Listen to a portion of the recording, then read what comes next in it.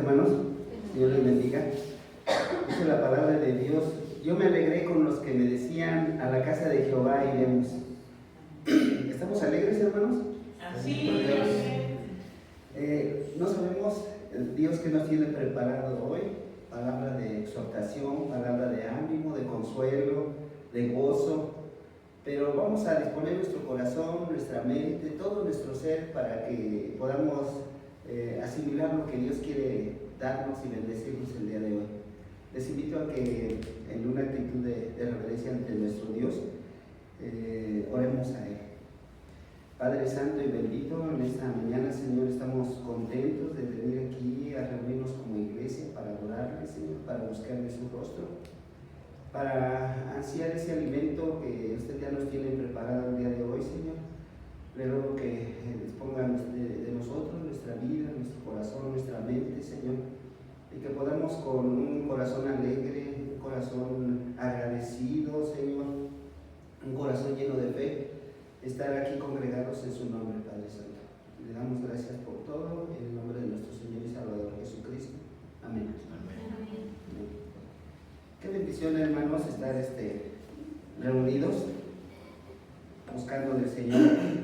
Y el motivo principal de estar aquí pues, es de escuchar a Dios, es de conocerle más, de experimentar esta vida plena en Él.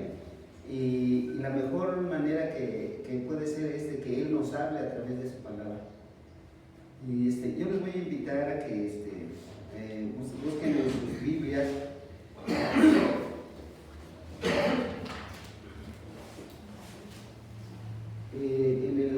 Vamos a leer los pasajes. Primero es Mateo 1:21. Muchas veces, hermanos, olvidamos cuál es el principal motivo por el cual Jesucristo vino a la tierra. Vemos a Jesucristo como nuestro proveedor, como nuestro sanador, como nuestro consolador, pero Él vino para algo más específico todavía, y que de ahí parte todo, hermanos. Mateo 1:21. Yo les voy a pedir, por favor, que por reverencia a la palabra de Dios nos pongamos de pie y vamos a leer este versículo todos juntos. Dice la palabra de Dios: y dará a luz un hijo y llamará su nombre Jesús, porque Él salvará a su pueblo de sus pecados. Ahora vamos a buscar Isaías 53:5.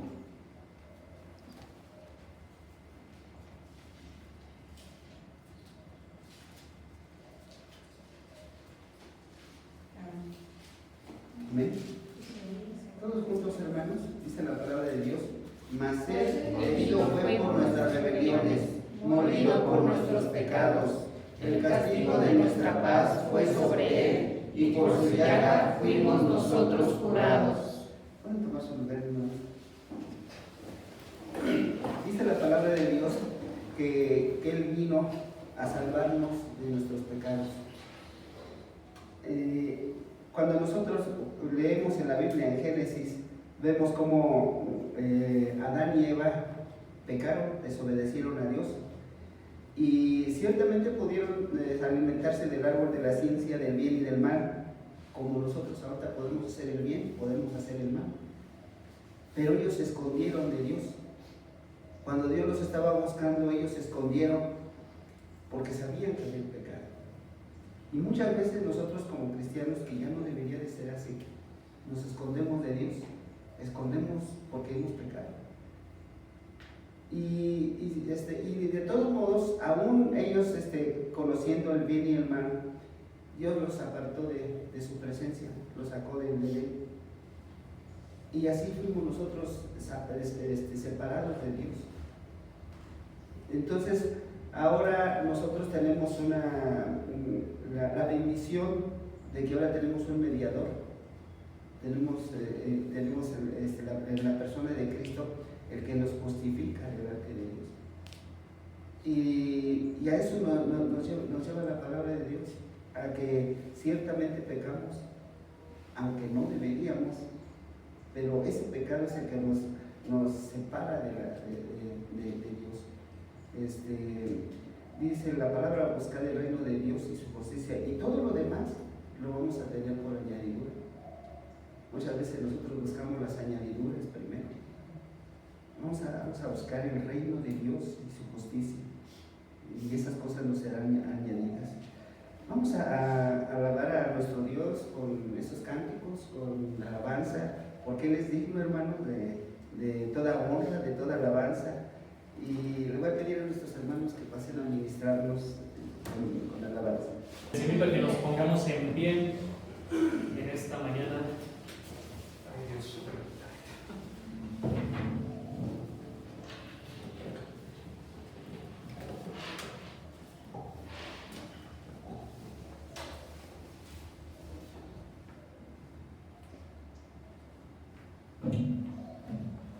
Cantemos con alegría, mis hermanos. Qué bueno que podemos reunirnos un domingo más aquí en presencia del Señor y en presencia de nosotros como hermanos. Cantemos a nuestro Dios con ánimo. Bueno es Dios, sabemos que Él es bueno, nos llena de bendiciones todos los días. Por Él sale el sol cada mañana, así que levantemos nuestras voces, hermanos, y aplaudamos al Señor también. Gloria a Dios.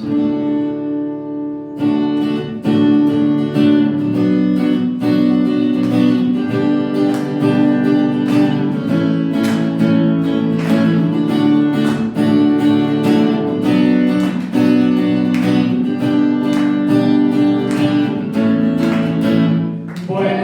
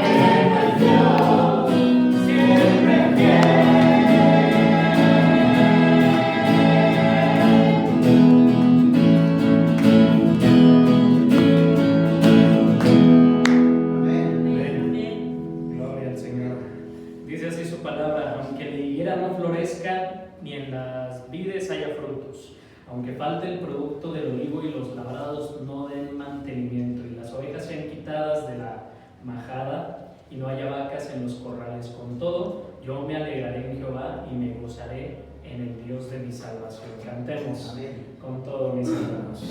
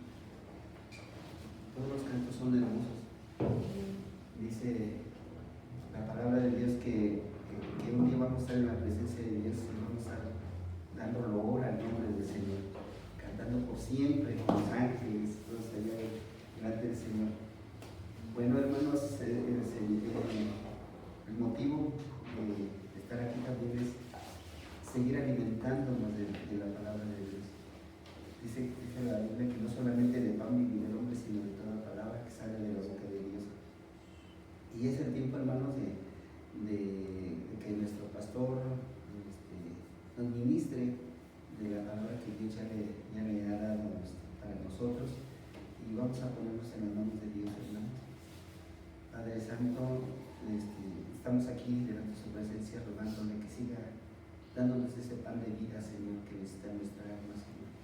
Te rogamos que bendiga a nuestro pastor, que podamos estar dispuestos, Señor, atentos a lo que usted quiere enseñarnos, Padre. Se lo rogamos en Cristo Jesús, nuestro Señor y Salvador. Amén. Vamos a tener la lectura de nuestra profesión de fe, hermanos. Les invito a que tomen su Biblia y vamos a la lectura de la profesión de fe. La palabra de Dios nos revela en este libro, es la verdad que acepto creer, es la enseñanza que me comprometo a seguir y es la esperanza que me atrevo a confesar. Nada me impide recibirla, nada evitará que la haga parte de mi vida y por ningún motivo dejaré de proclamarla. Estoy aquí para leerla, oírla y vivirla diariamente. Amén. A continuar con esta serie, temas selectos de la carta, no carta, texto, el sermón del autor o autora de Hebreos. Antes pues quiero también decirle que hay gozo en mi corazón, que ya están nuestros hermanitos Jesús y Claudia acá con nosotros, bendito Dios, nuestra hermana Juanita también. Ángel, me encanta que estés aquí con nosotros. Muchas gracias, Luis, también es bonita la constancia. Entonces, Cristo, la revelación mayor y final de Dios, parte 3, y el sermón se titula Jesús, mayor y mejor. Tengo apagado mi micro, entonces ya, ¿verdad? No se oye, no se oye nada. 1, 2, 2. Sí, ahí sí se oye, ¿no? A ver, Escuchamos usted. O sea, mi voz de corneta, pero no en... Mientras no sea de carrizo rajado. Ok, sí, dice carrizo rajado, que suena feo. Bueno, ya les voy a platicar algo que a los jóvenes les va a sonar bien raro, bien difícil, ¿no? Cómo han evolucionado las cosas, cómo han cambiado. Les voy a platicar de la historia de la empresa Kodak. Van a decir Kodak, sí, bueno, déjenme decirles que ahora es bien fácil tomar fotografías, es bien sencillo. Esa fue la encomienda que le hice a Yasa, que entró por primera vez al quirófano, y le dije: Yasa, tú nos vas a tomar fotos. Y nos tomó 32 fotos por ahí. 32 fotos, se soltó y vamos más y todo, ¿no? Un carrete completo. Pero antes era bien difícil. Lo voy a cambiar, yo creo, de micrófono, ¿eh? Sí. Antes era bien difícil tomar fotos. Sí, gracias, Dani, gracias. ¿Por qué era difícil esto de las fotografías? Sí, creo que sí, igual. ¿Por qué era difícil esto de las fotografías? Porque era complejo, fíjense, era complejo. Eran unas camaritas en donde teníamos que meter el rollo. ¿Sí se acuerdan de eso? Sí. Y había rollos, unos rollos así larguitos para unas cámaras que les llamaban 110, y había un rollo así de tamborcito. Entonces tenía uno que jalarle la película tantito, poquito, porque si se pasaba se velaba toda. ¿Qué es eso? Le entraba luz y se quemaba toda la película. Entonces teníamos que jalarle, encajarle en unos dientecitos que traía, ¿sí? Cerrar la cámara y después darle vueltas hasta que se atoraba, y decíamos: ya está lista para la primera, ya. Y se llevaba uno su cámara para enfocar, tenían un lentecito así, entonces teníamos que ponerlo así en el ojo y se veía lejos lo que veíamos, así era, ¿no? Y cuando queríamos flash, ¿se acuerdan cuando queríamos flash? Que eran unos cubitos, que se quemaba literalmente, ¿no? Y luego se giraba y otro, y eran cuatro. Y si queríamos más fotos con flash, teníamos que quitar ese y poner otro cubito, que los cubitos eran caros. Y luego, ¿qué otra cosa? Había diferentes tipos de películas, ¿sí sabían eso? Había una que se llamaba ASA 100, que era así para lo normal, y una ASA 200 para fotos de mayor calidad, y el ASA 400 era para fotos con poca luz, o nocturnas o profesionales. Y tomaba uno las fotos y ya decía uno, me voy a ir de vacaciones. Pues ¿cuántos rollos te vas a llevar? Pues 2 o 3 rollos. Había de 12 y 36. 12, 24 y 36. Entonces no decías, no, tengo 3 rollos de 36. No, pues te va a alcanzar para todas las vacaciones. Vas a tener más de 100 posibilidades de fotos. No, ya tomaste todo lo que quieras. Y tomaba uno, eso ya se acabó, y tenía uno que reembobinar la película hasta que quedara dentro del tamborcito y ya la podía sacar y metía unos u otros rollos. Y después, mis hermanos, la incertidumbre, porque llevaba uno sus rollos a donde los revelaban. Sí. Y ya le decían, oye, de las 36 que tomaste nomás salieron 12. Y luego de esas 12, había 6 que estaba el dedo ahí metido en medio. Entonces nos quedaban 6 fotos. Era terrible el asunto, ¿no? Ahora es tan sencillo. Creo que todos traemos su celular y todos podemos tomar fotos sin problema. Pero esto no fue así siempre. Fíjense que esa empresa Kodak se fundó en 1888 y fue durante mucho tiempo una de las marcas más valiosas de los Estados Unidos. Incluso a nivel mundial, era Kodak. Kodak era lo mejor.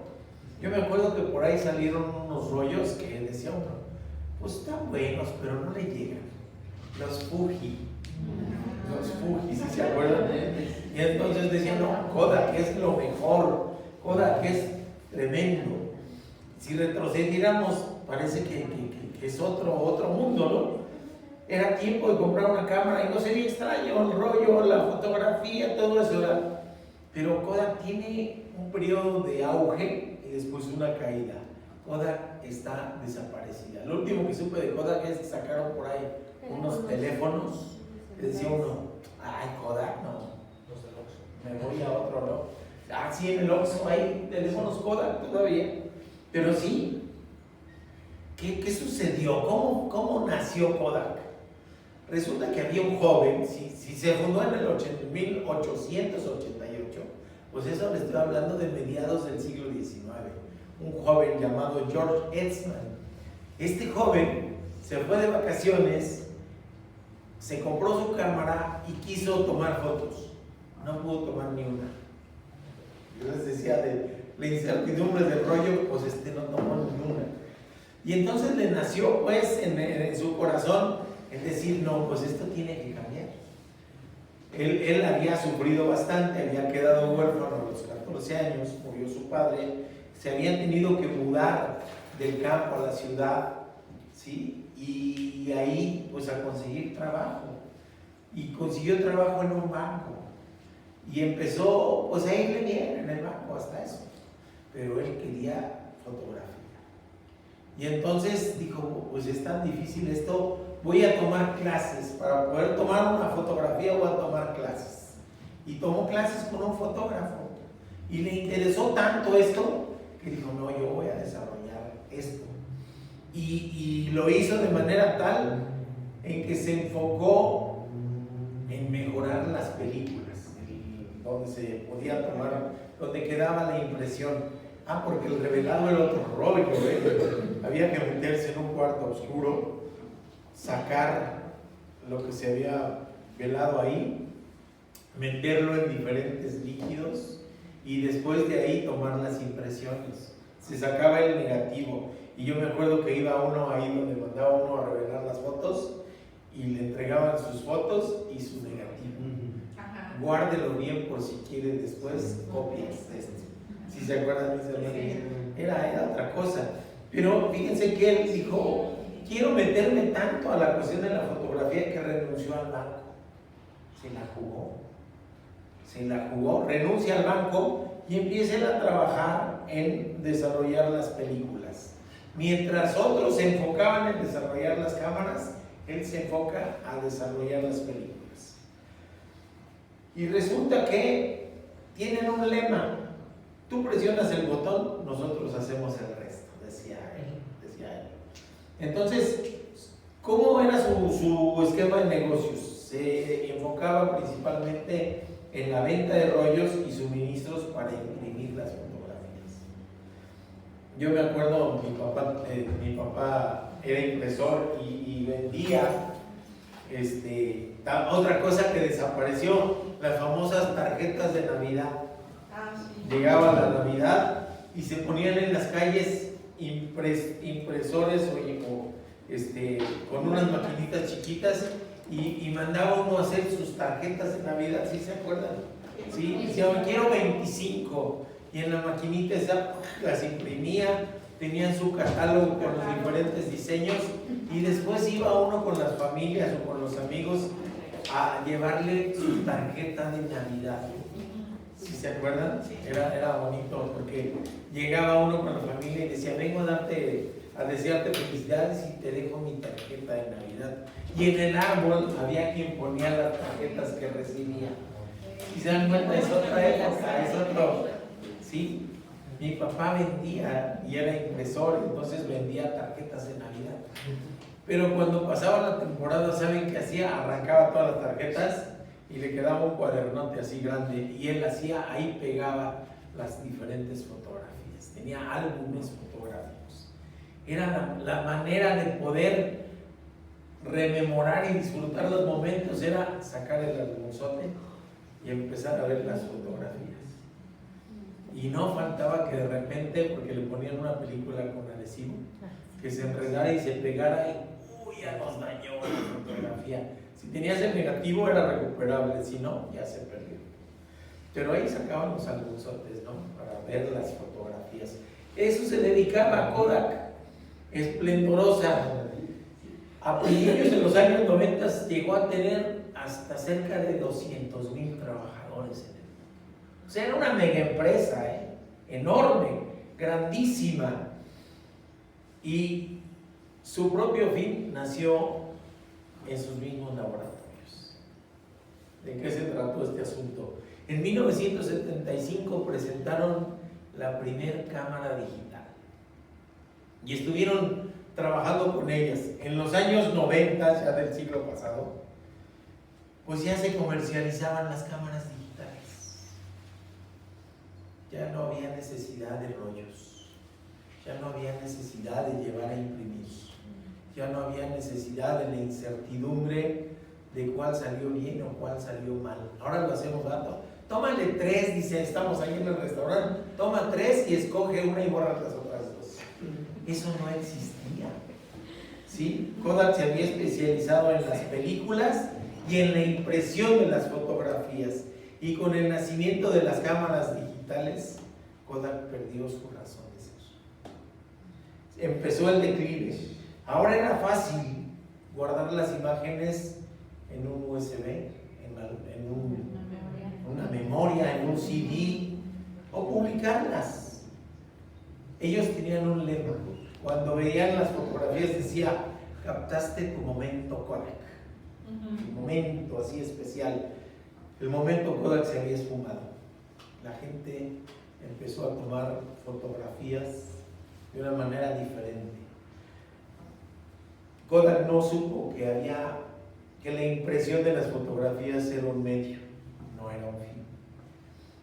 Que el recuerdo y las cosas bonitas que uno quiere guardar, o se llevan aquí, acá, o ahora acá en el celular, ¿verdad?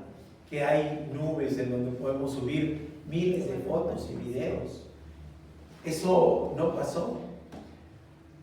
Kodak olvidó que su misión no era generar las mejores tecnologías para imprimir fotografías, sino ayudar a la gente a compartir momentos importantes. Invirtieron recursos en lo digital, pero nunca fue algo importante. De repente se vio rebasado por gente que tenía mejor tecnología. Y ahora vemos las cámaras Pentax, la Sony y otras más, otras marcas. Kodak se fue quedando atrás hasta que se declaró en quiebra a principios de este siglo. Y me van a decir, ¿por qué me platican de la Kodak? Hermanos, si no nos ponemos las pilas, pilas, nos va a pasar lo que a la Kodak. Nos va a pasar lo que a la Kodak. Esto mismo estaba hablando el autor o autora de Hebreos. Esto mismo les estaba diciendo: aguas, vienen cambios, vienen tiempos difíciles, vienen circunstancias en donde viene el momento de definición. O tomamos el rumbo correcto o nos vamos a perder. Eso es lo que les estaba diciendo en este pasaje que vamos a leer, que es Hebreos del 5:11 hasta el 6:12. O sea, agarramos un cachito de la parte final del capítulo 5 y después una porción del capítulo 12. ¿Y por qué decimos todo esto? ¿Cómo vamos a dividir hoy nuestro sermón? Las tres enseñanzas: la confrontación, la advertencia y la atenuación. Así nos vamos. Así que después de esta introducción, vamos a orar, mis hermanos, para nuestras enseñanzas. Padre bendito, gracias te damos, Señor, gracias por tu palabra hermosa. Sí, queremos encontrar enseñanza, queremos que nos exhortes, queremos que nos adviertas, Padre bendito, de las circunstancias que podemos encontrarnos y de las cosas que tú ves en tu infinita sabiduría y que a veces se pierden a nuestra vista y a nuestros ojos. Abre nuestros ojos, abre nuestra mente, abre nuestro corazón a lo que tú nos quieras decir, Padre bendito, a lo que tú les escribiste y les dijiste a aquellos receptores originales de este texto, y extraemos enseñanzas de ahí para que sean pertinentes a nuestra realidad, a nuestro contexto y a nuestra vida. Te rogamos que nos hables, Padre, en el nombre precioso de nuestro Señor Jesucristo. Amén y amén. Nos dice así: por eso, dejando a un lado las enseñanzas elementales acerca de Cristo, avancemos hacia la madurez. No volvamos a poner los fundamentos tales como el arrepentimiento de las obras que conducen a la muerte, la fe en Dios, la enseñanza sobre bautismos, la imposición de las manos, la resurrección de los muertos y el juicio eterno. Así procederemos si Dios lo permite. Y son palabras bien duras, déjenme decirles. Generalmente tomamos las enseñanzas de la Biblia, la que está escrita para unos receptores específicos, para un contexto específico, y las traemos hacia nosotros. Y sí, es lo correcto, la enseñanza tiene que ser pertinente. La palabra es viva y eficaz. Sí, es pertinente, por supuesto, la Biblia en todo momento. Pero ahorita quitémonos eso y vamos a decir: qué duro les dijo a esos pobres cuates allá de esa congregación. Qué duro les habló. Y luego ya saquemos la enseñanza para nosotros. Pero ahorita, como dicen coloquialmente, no nos pongamos el saco, ¿sale? No nos pongamos el saco. ¿Qué es lo que ocurría entonces con esas palabras tan duras y tan fuertes? Que con toda certeza el autor o autora de los Hebreos conocía muy bien esa congregación. La conocía perfectamente. Como dicen, les conoce o les hablaba al tanteo. No les hablaba al tanteo, les hablaba así de fuerte porque sabía de qué pie cojeaba. Está fuerte. Pero además hay otra cosa: ellos le conocían muy bien. Porque uno no acepta así con facilidad, menos cuando hay vanidad humana y orgullo, que alguien venga y nos exhorte así de fuerte, ¿verdad? Generalmente en nuestra vanidad humana nos rebelamos. ¿Y tú quién eres para hablarme así? Así que lo más seguro es que el autor de los Hebreos haya sido bien conocido por ellos, bien apreciado, y que les sabían con una autoridad moral para hablarles así de duro, para hablarles así de fuerte. Podemos aplicar todo esto en nuestra época, sí, por supuesto, pero ahora mencionemos que les está hablando específicamente a ellos. La primera porción de este pasaje, ahí donde dice, en este tema tenemos mucho que decir, aunque es difícil explicarlo, porque ustedes se han vuelto apáticos y no escuchan, se está refiriendo a aquel señorío de Cristo con un sacerdocio como el de Melquisedec, no de Aarón y los levitas, sino un señorío que venía de lo alto, que venía directamente de Dios. Y en eso no se mete mucho, pero sí vamos a hablar de lo que les dijo: apáticos y no escuchan. Sopas, está fuerte. La semana pasada hablamos de qué es el simpático y el empático, ¿verdad? Ahora vamos a hablar del apático. El A quiere decir carente de simpatía, carente de empatía. No escuchan, les dice. La versión 60 dice, por ejemplo, tardos para oír. La palabra en griego que se utiliza es notos, que quiere decir perezoso, indolente y lento. Está fuerte, ¿verdad? Está fuerte que digan a alguien: oye, en esto de la palabra de Dios eres perezoso, eres indolente y eres lento.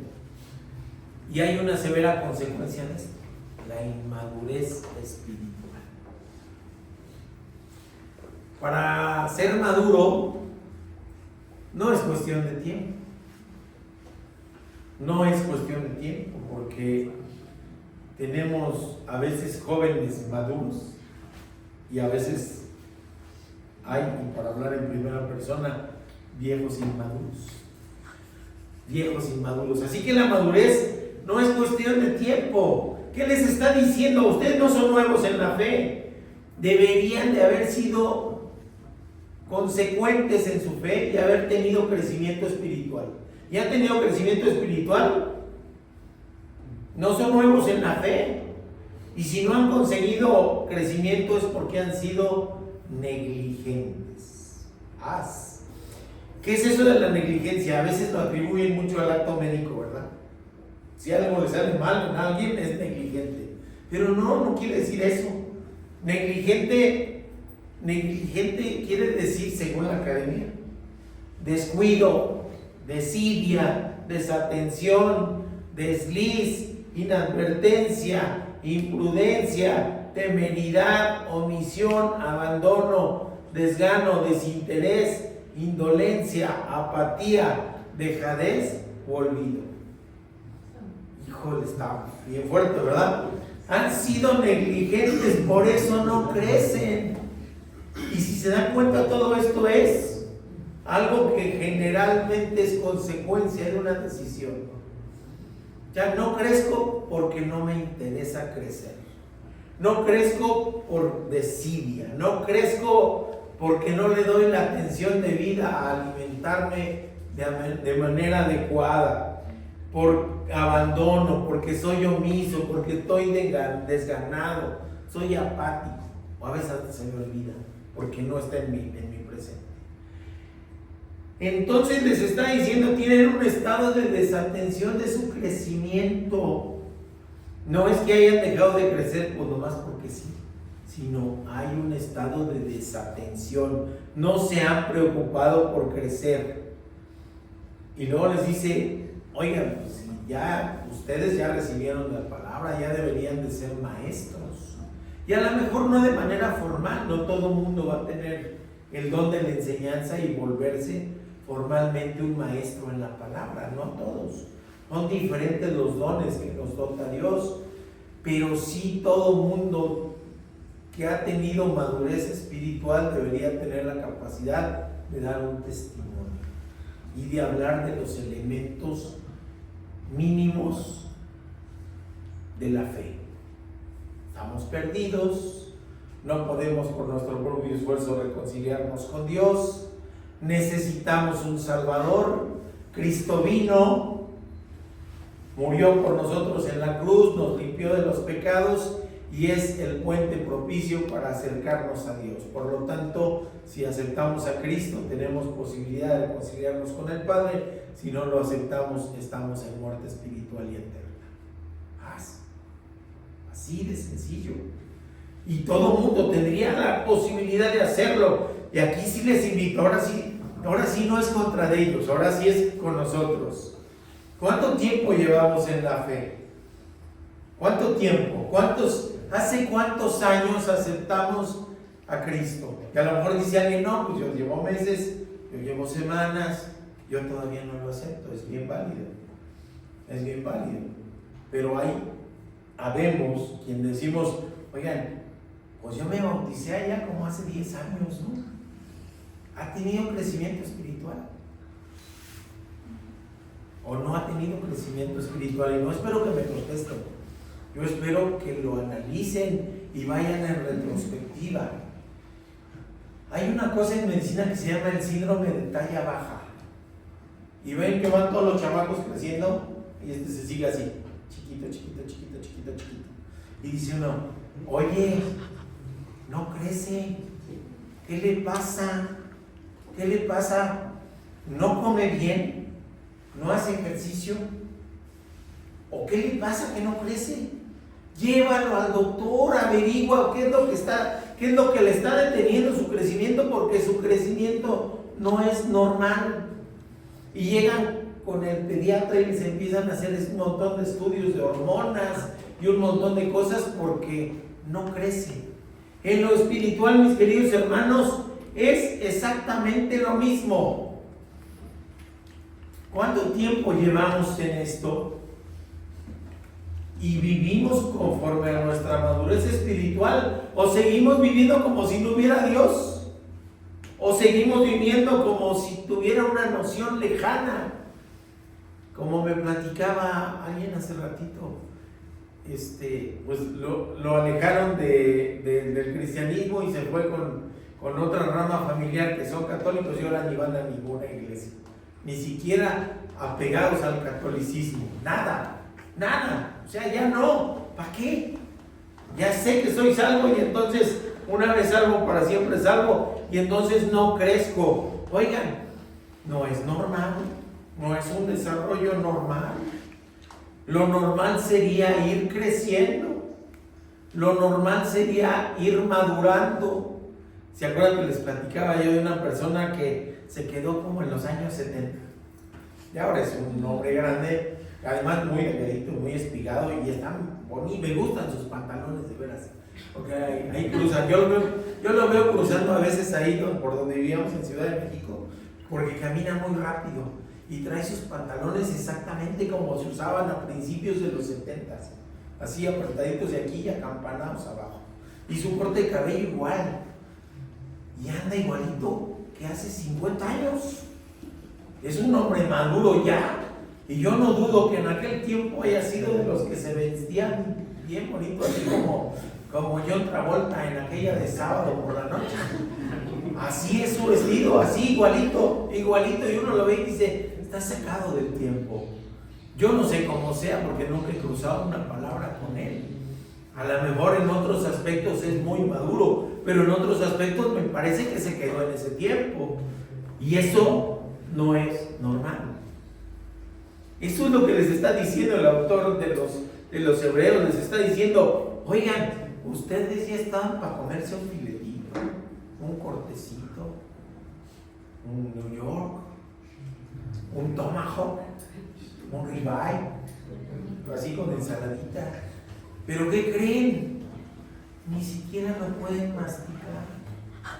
Están inmaduros. Lo único que le puedo dar es lechita, porque es lo único que pueden digerir. ¿Y a qué se refiere con la lechita? A los rudimentos de la fe, a lo más elemental de la fe. Y luego nos dice que necesitan un maestro elevado. Dice, ¿a poco necesitan que llegue alguien a volverles a dar el rudimento de la fe? Está bien bravo, ¿a poco no? Está bien fuerte la palabra. ¿Y qué sucede si nada más tomamos lechita? Pues no crecemos. ¿verdad? No crecemos. Necesitamos, entonces caemos en un círculo vicioso. No crezco, no puedo consumir alimento sólido, es decir, una doctrina mayor. Y como no consumo alimento sólido, solo puedo comer lechita. Y como solo puedo comer lechita, no crezco, y es un círculo vicioso. Así grandotote. Hay estancamiento, y ese estancamiento incluso se vuelve retroceso.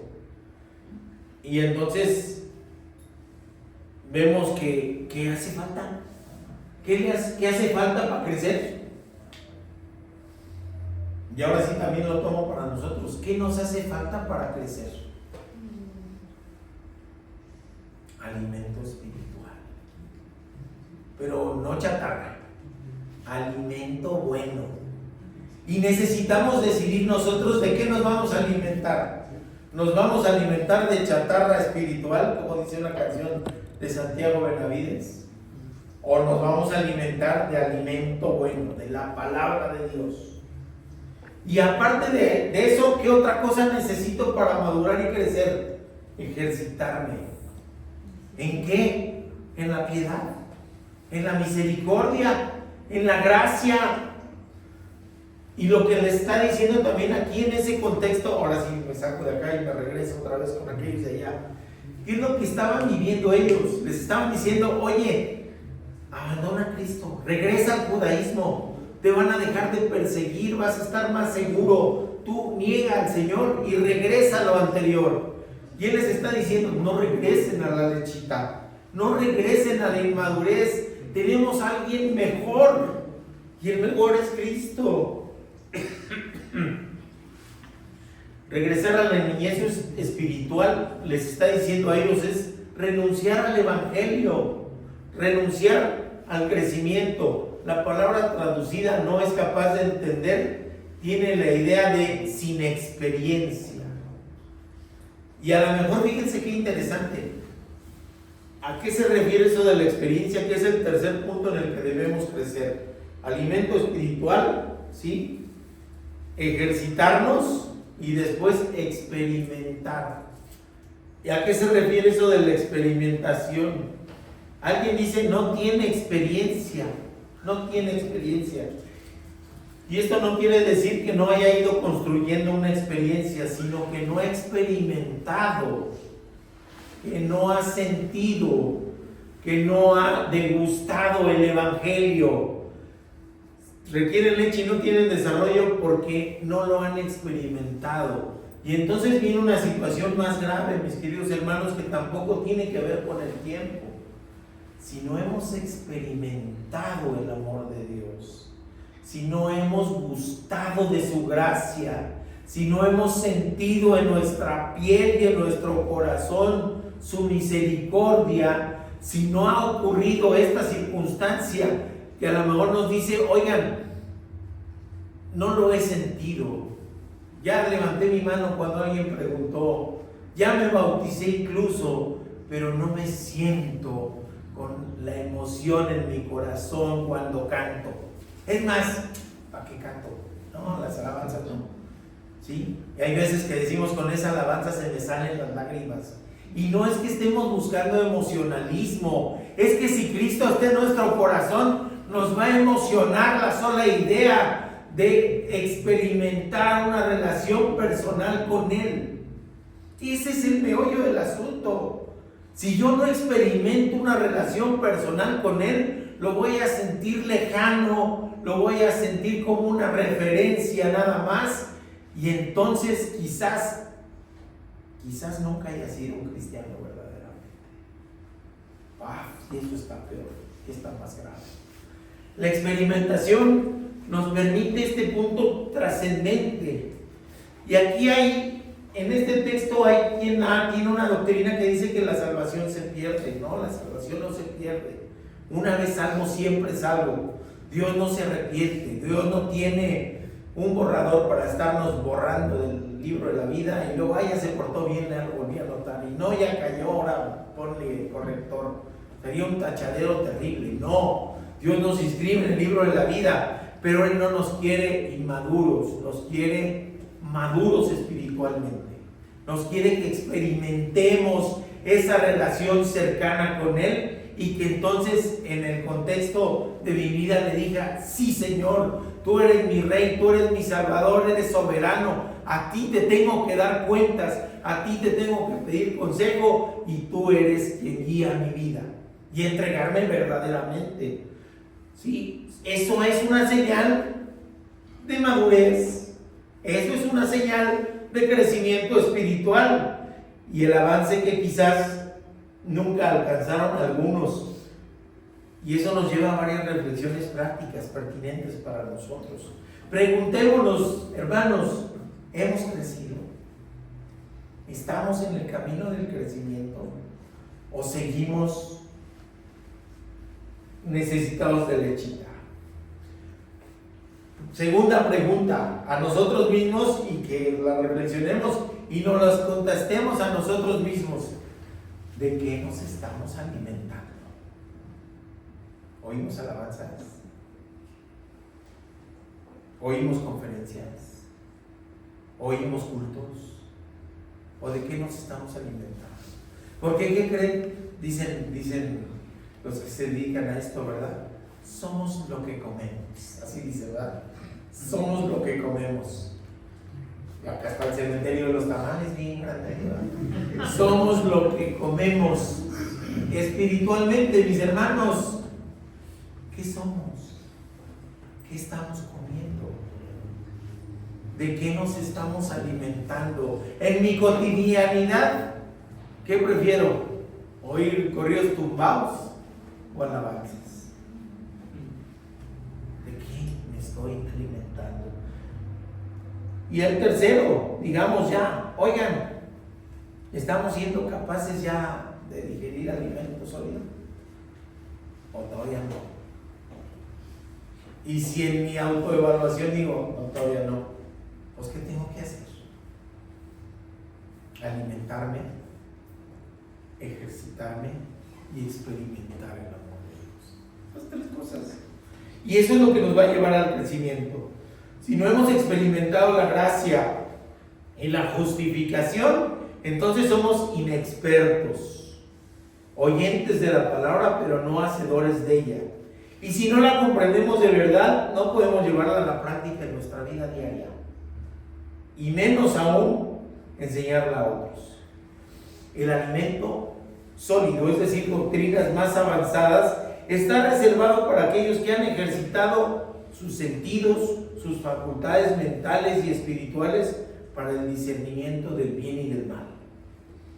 Ese ejercicio capacita para distinguir la verdad del error, la madurez de la experiencia necesaria para discriminar espiritualmente.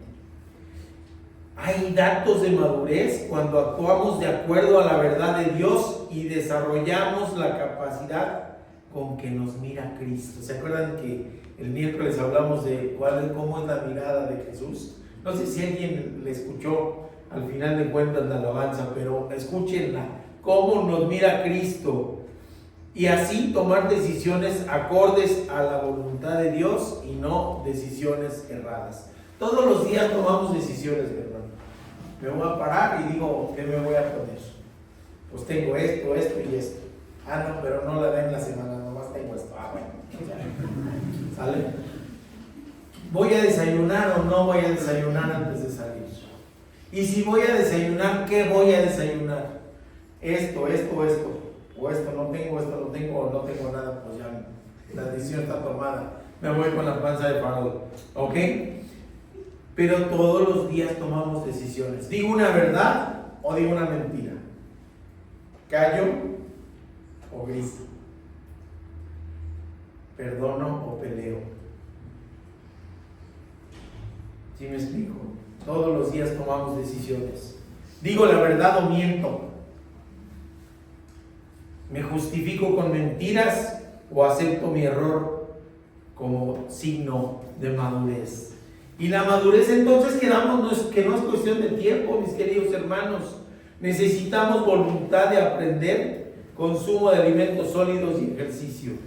Regresar a lo previo, rechazar lo mejor que es Cristo, sería una terrible señal de inmadurez de inexperiencia y de insensatez. Jesús es lo mejor. Aceptemos lo mejor. Cuando vamos a un buffet, bueno, sí he conocido gente, ¿verdad?, que un brocolito y se acabó. Pero no, cuando vamos a un buffet decimos, oye, sírvete bien, sírvete de lo bueno, sírvete de lo mejor. Hermanos, en el buffet ya está pagado, ya está pagado. En el buffet espiritual escojamos lo mejor, mis queridos hermanos, ya está pagado. No es barato, costó la sangre de nuestro Señor Jesucristo, su muerte en la cruz. Pero en el buffet espiritual escojamos lo mejor. Está Cristo y es lo mejor. Escojamos lo mejor. Pues vamos a la segunda enseñanza, la advertencia. Hebreos 6, del 4 al 8. Seguimos. Y dice el autor en esta versión, aunque nos sigan en otra, no hay problema. Porque es imposible que aquellos que han sido una vez iluminados, que han saboreado el don celestial, que han tenido parte en el Espíritu Santo, que han experimentado la buena palabra de Dios y los poderes del mundo venidero, pero después de todo esto se han apartado, renueven su arrepentimiento. Pues así, para su propio mal, vuelven a crucificar al Hijo de Dios y lo exponen a la vergüenza pública. Cuando la tierra bebe la lluvia que con frecuencia cae sobre ella y produce una buena cosecha para los que la cultivan, reciban bendición de Dios. En cambio, cuando produce espinos y cardos, no vale nada. Está a punto de ser maldecida y acabará por ser quemada. La advertencia va a esa comunidad, que no les suceda, les dice, no abandonen, no retrocedan, no se estanquen, no dejen de crecer, no permanezcan inmaduros, actúen con la madurez de haber sido iluminados, una vez saboreado el don celestial y una vez entregado definitivamente nuestra vida, hemos sido llenados por el Espíritu Santo y dice esta versión, hemos experimentado, es decir, vivido, sentido, conocido, percibido, captado con nuestros sentidos.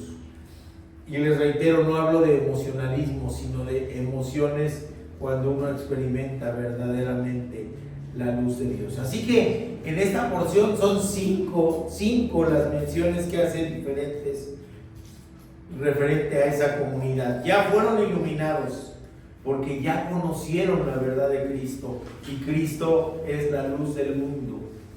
Ya no están en tinieblas, ya conocen la luz, ya fueron iluminados.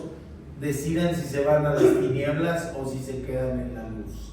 La segunda, ya gustaron del don celestial. Y fíjense que en esta circunstancia otra vez les reitero, nuestros sentidos, nuestros 5 sentidos nos permiten experimentar nuestra relación con el mundo, ¿verdad? Escuchamos, vemos, olemos, tocamos y saboreamos. Lo mismo nos pide para la cuestión espiritual. Acerquémonos tanto al trono de la gracia como al extender mi mano, poderlo sentir. Olamos la mirra y lo aromático bello que puede tener nuestro Señor. Veamos su gracia, escuchemos de su palabra, degustemos de su misericordia y de su perdón. Es lo mismo, si gustamos del don celestial es porque hemos tenido una relación cercana con Dios que me permite percibirlo con mis sentidos en cualquier parte de mi vida. Veo un amanecer bello y digo, bendito Dios por su obra. Bueno, en la noche hay unas flores que huelen de noche, así se llama, huele de noche, y huelen bien rico. Y dice uno, bendito Dios por su obra. Y escucho el trinar de los pájaros cuando no son muchos, porque si no se enfadan, ¿vale? Y digo, qué bendición, qué belleza, ¿verdad? Qué bendición, qué belleza. Mira qué precioso. Ayer veíamos un colibrí ahí entre las flores en la casa. Decíamos, no sabíamos que llegaban los colibríes ahí. Precioso. Todo eso es Dios, Dios actuando. Y luego nos dice el tercero, participantes del Espíritu Santo. Si hemos sido verdaderamente, hemos entregado nuestra vida a Cristo, el Espíritu Santo nos llena vive en nosotros, nosotros nos convertimos en su templo y nos sella y no permite que la maldad haya lugar en nuestra vida. Probamos de la buena palabra de Dios, el Evangelio, y probaron los poderes del mundo venidero. Y en esas circunstancias estaban ellos. Y les dice, y si a pesar de todo esto, ustedes abandonan a Cristo, lo van a exponer al vituperio. Porque no van a hablar de ustedes, van a hablar de Cristo. Y nos ha sucedido, ¿verdad? De hermanos, hermanas que caen, que se exponen públicamente y lo señalan. Y no dicen, mira, pobre, es débil, le ganaron sus afanes o cayó en el pecado por su propia debilidad, por su propia... No, dicen, es cristiano. Y si siendo cristiano hace lo que hace, mejor me quedo como estoy. ¿Sí lo han escuchado? Sí. Están vituperiando a Cristo, no a nosotros. Y eso es más grave, ¿sí? Porque dicen con sus propios hechos que no han creído. Quien actúa como si no existiera Dios, con sus propios hechos, aunque no lo diga, dice, no hay Dios. Y entonces las bendiciones son falsas. Y entonces sus promesas son falsas. No le creo y por lo tanto actúo como si no hubiera Dios, como si Cristo nunca hubiera muerto, nunca hubiera venido, nunca hubiera resucitado. El cristiano verdadero, mis hermanos, tiene conciencia de que podemos fallar. Tiene conciencia, es más, desconfiamos de nosotros mismos. ¿A poco no? En el mundo les dicen, ¿qué es lo que dicen en el mundo, en el humanismo actual? Confía en ti, confía en ti. Y el cristiano tiene la conciencia de decir, no hombre, si confiar en mí, estoy perdido. O no, por lo menos lo digo en primera persona. Si yo confiara en mis propias fuerzas, estoy perdido. Estoy perdido porque todos los días caigo, ¿sí? Todos los días caigo. Entonces el cristiano verdadero sabe que cae. El cristiano verdadero desconfía de sí mismo y el cristiano verdadero por eso mismo, por su incapacidad consciente, dice, no puedo, voltea sus rostros hacia Cristo. Y no es pecado tener miedo, no es pecado, mi hermanita, tener miedo. Todos lo tenemos. Por eso la exhortación que dice la Biblia más frecuente es, no temas, yo estoy contigo. Porque sabe que tememos, porque nos conoce como seres humanos, por eso lo repite tantas veces en la Biblia. No temas, y lo vuelve a decir, no temas, porque sabe que tememos. Y qué bueno que temamos, porque si no seríamos insensatos, ¿verdad? El temor a veces nos protege, el temor a veces nos detiene, y el temor nos hace voltear nuestro rostro a Dios, a Cristo, y entonces sí nos postramos y decimos, Señor, hágase tu voluntad en mi vida, en las decisiones cotidianas, en lo diario, o si tengo una circunstancia especial enfrente. Dios sabe que podemos temer, y eso no es falta de fe. Falta de fe sería si volteara hacia adentro de mi corazón y quisiera encontrar la respuesta en mí. Eso sí sería falta de fe. Pero si tengo miedo y reconozco mi miedo y volteo hacia Cristo y pido su misericordia y pido su gracia, ese temor que ya no es terror, ya no es un horror, sino es un temor reverencial, me lleva a acercarme a Dios y a depender más de Dios, y entonces se vuelve algo positivo, no es falta de fe. Y me encanta lo que dice aquí, la lluvia viene y riega la tierra. Y fíjense qué hermoso, qué hermosa metáfora nos hace aquí el autor. ¿Para qué se hará? ¿Para qué se abre así la tierra? Para sembrar. Pero ¿qué sucede si no lo hacemos? ¿Qué pasaría si echamos la semilla en la tierra así brutal? La tierra está dura y por lo tanto no absorbe el agua, no bebe el agua de la lluvia. Y en esta hermosa metáfora llueve sobre la parcela del justo y sobre la parcela del injusto. Llueve sobre toda parcela, ¿sí? Pero nos está pidiendo que haremos, si se dan cuenta, nos está pidiendo que abramos la tierra, que trabajemos en qué, en alcanzar nuestra madurez, en reconocer nuestra dependencia, en adorar a nuestro Señor. ¿Para qué? Para que el agua se mueva. Por eso en esta porción dice, y me encanta, la tierra bebe el agua que cae con la lluvia. Qué hermoso. Sí la bebe. Sí la bebe el agua. Se absorbe, y por eso abrimos la tierra dura, para que el agua se absorba y para que el agua permanezca, y que si hay buena semilla, de buenos frutos. ¿Y cuál es la buena semilla? La palabra de Dios. Pero por eso dice aquí en esta porción, si solo hay espinos y cardos, pues aunque llueva, aunque la bendición de Dios sea para todos, no va a dar buenos frutos. No va a dar buenos frutos. Esa bendición es útil para quien quiere sembrar y cosechar. Y si quiere uno sembrar, necesita trabajar. Y si quiere uno que esa tierra se embeba y que dé un fruto positivo, necesita poner la semilla allí. Y nos dice la misma palabra de Dios, que Dios es quien riega y quien reproduce. ¿Sí? Pero Dios no nos quiere pasivos, Dios nos quiere confiados. Sembrar la tierra, principalmente en una tierra de temporal, mis queridos hermanos, es un acto de fe. Uno no sabe cómo va a venir la temporada de lluvia. Uno no sabe cómo va a haber, si hay heladas y se me va a perder la cosecha. Uno no sabe eso cuando siembra. Ara la tierra, cuesta trabajo y pone la semilla, y después es el tiempo de la espera, y después es el tiempo de la paciencia, y después es el tiempo de la fe, que Dios nos va a traer las bendiciones a través de la lluvia. ¿Se dan cuenta qué hermosa metáfora? La advertencia entonces no es al que está perdido. Perdón la similitud que yo voy a hacer, pero hay enfermedades de transmisión sexual, hablemos del VIH. ¿Me servirá a mí hacer la prevención a alguien que ya esté infectado? No. ¿Para quién es la advertencia? Para quien pueda ser salvado, rescatado. O para quien está salvo, permanezca salvo.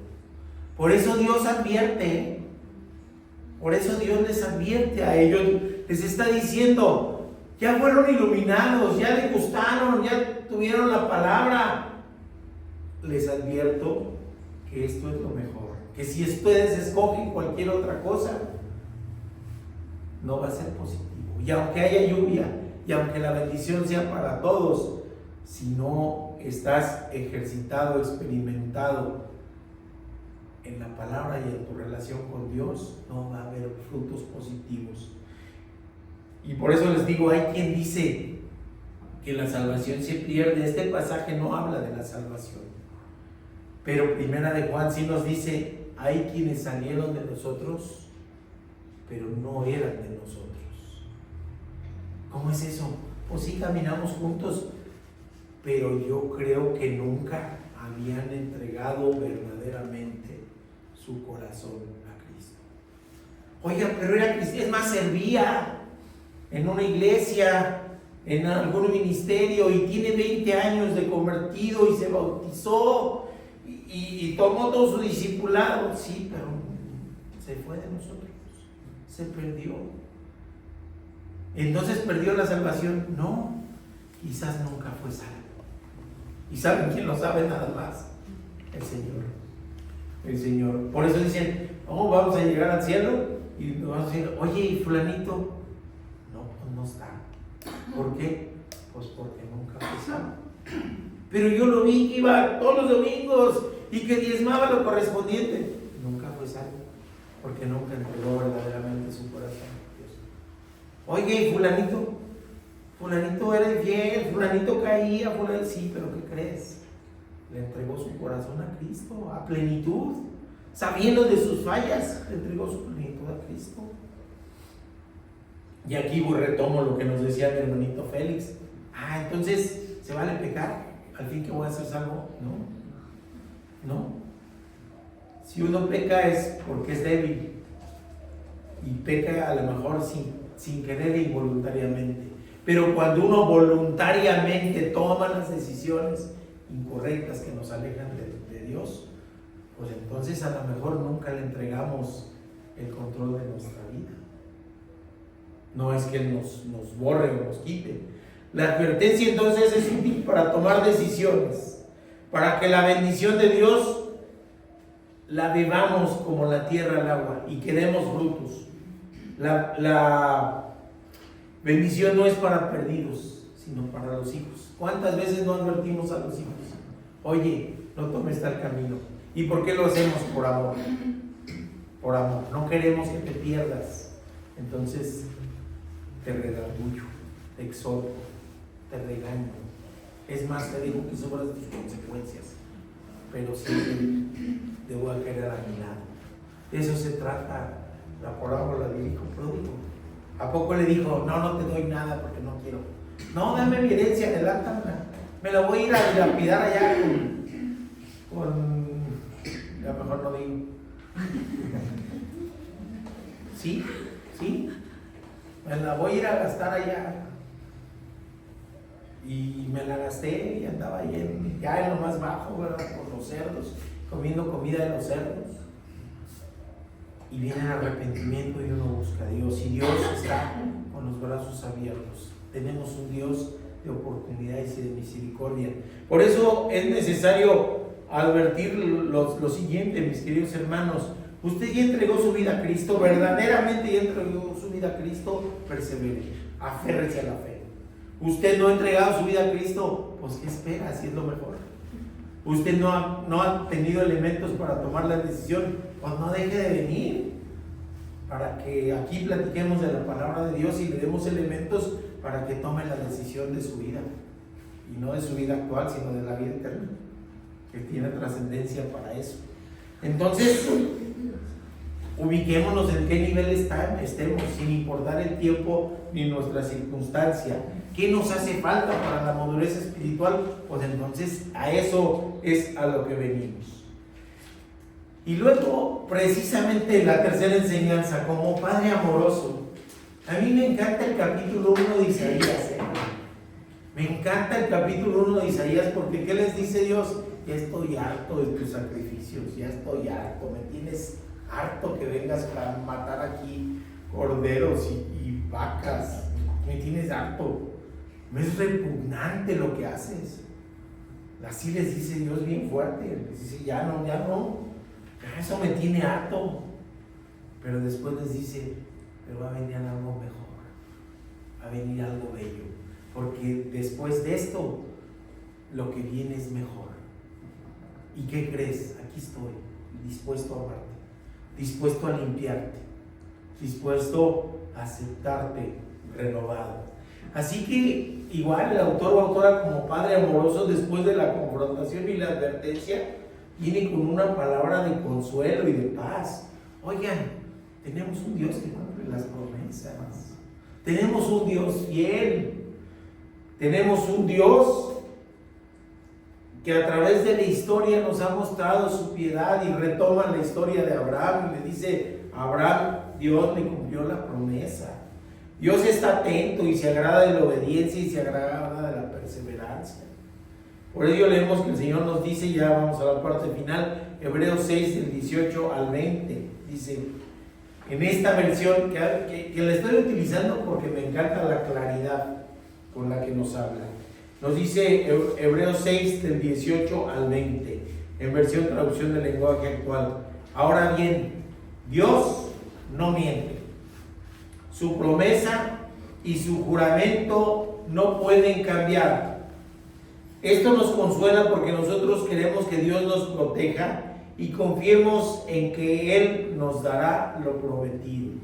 Fíjense lo interesante en el contexto, en la persecución, cuando quieren que abandonen su fe en Cristo, cuando tienen a la sociedad a su alrededor encima, Él les dice, Dios no miente y su promesa y juramento no cambian. Nos promete la vida eterna. Y esta confianza, nos dice el versículo 19, nos da plena seguridad. Es como el ancla de un barco que lo mantiene firme y quieto en el mismo lugar. Y esta confianza nos la da Jesucristo, que traspasó la cortina del templo de Dios en el cielo y entró en el lugar más sagrado. Lo hizo para dejarnos libre el camino hacia Dios, pues Cristo es para siempre el jefe de los sacerdotes, como lo fue Melquisedec. Qué tremenda palabra, qué tremenda palabra. Retomo esa parte que dice, vino a dejarnos el camino libre hacia Dios, con su muerte en la cruz, con su resurrección, con la sangre vertida en la cruz del Calvario, nos limpió el camino para reconciliarnos con el Padre. Y si le creo, tengo que actuar en consecuencia, mis queridos hermanos. Ese es el desafío. El desafío de hoy no es superficial. El desafío de hoy es un desafío intenso, hacer un autoanálisis. ¿En qué circunstancia de madurez espiritual estoy? ¿Y qué necesito para tener una relación plena con Cristo? Y es así autoanálisis. En Hebreos, mis queridos hermanos, 26 veces aparece el concepto de Cristo como mejor. Mejor sacerdote, mejor que los ángeles, mejor que Moisés, mejor que Josué. Es decir, la idea del autor de Hebreos es mostrarnos que Cristo es lo mejor, que Cristo es lo mayor. Alimentémonos mejor, ejercitémonos mejor y experimentemos de su gracia, de su amor y de su misericordia. Vamos a la parte final de la historia de Kodak, mis queridos hermanos. Ni 120 años de trayectoria, ni la importancia que tenía en el mercado, ni los centenas de miles de trabajadores pudieron evitar que en el 2012 Kodak se declarara en bancarrota. Controlaban el 90% del mercado de las películas para cámaras fotográficas. Y su caso se convirtió en un caso de estudio. Mis queridos hermanos, para que no nos pase lo que a los trabajadores de Kodak, Dios nos está advirtiendo: cambien, cambien, cambien, no se queden estancados, crezcan, acérquense a mí, experimentenme a mí, porque si no, se van a ir a la bancarrota. Y la historia de este hombre, Josh, también es triste, muy triste. Era una persona adelantada a su época. Su empresa era una de las pocas que tenían en sus altos mandos a una mujer desde el inicio, fíjense, 1888. Pero ya tenía una alta ejecutiva mujer, cosa rarísima en el siglo XIX.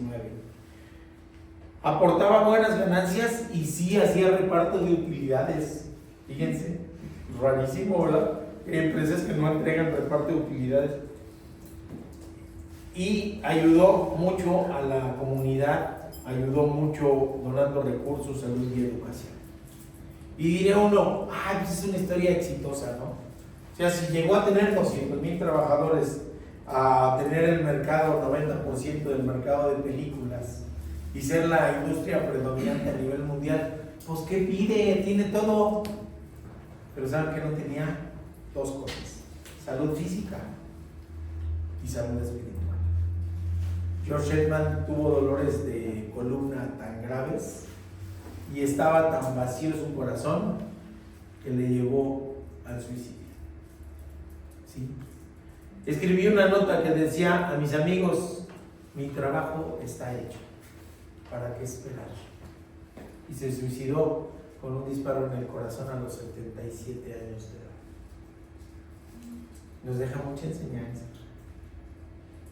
No son las cosas materiales, no es el triunfo en esta vida lo que llena el corazón. O se llena de Cristo o estamos perdidos. Cualquier otra cosa con la que queramos sustituirlo va a ser insuficiente, porque Jesús es lo mejor. Vamos a orar, mis queridos hermanos. Padre bendito, gracias te damos por tu palabra, Señor. Gracias porque nos exhortas, porque nos consuelas, porque nos das paz, porque eres un Dios de misericordia, de consuelo, de esperanza, Padre bendito.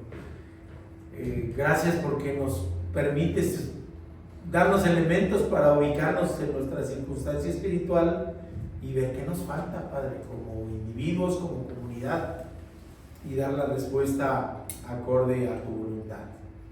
Te rogamos, Padre bendito, que seas con nosotros y que esta tu palabra sea semilla de tierra fértil y que tu bendita agua de tus bendiciones la podamos beber como esa tierra removida y trabajada. Que haya buena siembra y que podamos tener una buena cosecha para darte cuentas a ti, Padre bendito, en lo venidero. En el nombre de Cristo Jesús oramos. Amén y amén. Bien, vamos a decir nuestro texto lema. Creo que es la penúltima vez, ahora sí. Ahora sí estamos anunciando, pero esta sí es la penúltima vez. Terminando, para quien se quiera quedar, que deseo que sean muchos, tenemos nuestra primera lección de enraizados, de los principios. Ya no es ahora sí que ya no es de chita, ya es un poquito más grande, y también nuestros hermanos que ya están inscritos en otros cursos que puedan dar continuidad a ello. ¿Ok? Nuestro texto lema dice: hasta que todos lleguemos a la estatura de la plenitud de Cristo. Efesios 4:13, en versión Red de Pastores Hoy. Alabemos, mis queridos hermanos.